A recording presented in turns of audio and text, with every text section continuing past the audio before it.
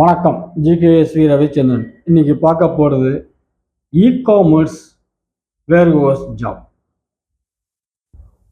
நீங்கள் என்ன பண்ணுறீங்க அப்படின்னா, பேக்கிங், லேபிளிங், சும்மா நிழலில் வேலை, சம்பளமும் கொஞ்சம் அதிகம் அப்படின்னு ஒன்று இந்த ஜாப்புக்கு போயிடுறீங்க.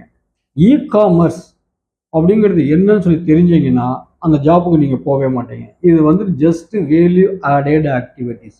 Packing, labeling, loading, unloading.